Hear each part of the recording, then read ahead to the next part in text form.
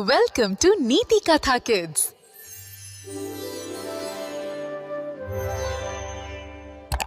राजाला सुंदर वस्तू खूप आवडायच्या आणि त्याला वाटायचे की पैशांनी काहीही विकत घेता येते. आज त्याने एका बागेतून सुंदर फूल विकत घेण्याचा प्रयत्न केला. अचानक पाऊस थांबला आणि आकाशात एक भव्य इंद्रधनुष्य दिसले. राजाची छाती आनंदाने भरून गेली. हे तर मला विकत घ्यायचेच आहे. राजा धावत इंद्रधनुष्याचा शेवट शोधू लागला. लोकांना विचारत होता की ते कुठे विकत मिळते.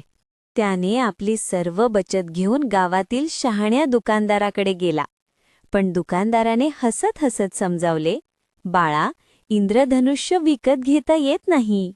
निराश होऊन राजा इंद्रधनुष्याचा पाठलाग करत सर्वात उंच डोंगरावर चढला.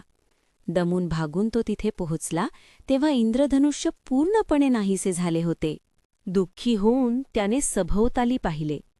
मावळत्या सूर्याची सुंदर रंगीबेरंगी आभा, झाडे, फुले ही सर्व सौंदर्य विकत घेता येत नाही, फक्त अनुभवता येते याची त्याला जाणीव झाली. राजा हळूहळू डोंगरावरून खाली उतरू लागला.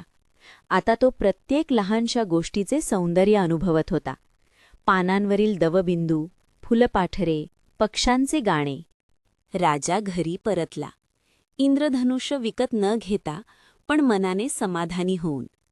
त्याला समजले की खरे सौंदर्य विकत घेता येत नाही, ते फक्त अनुभवता येते. सौंदर्याची मालकी नसते. Like, share and subscribe for more stories.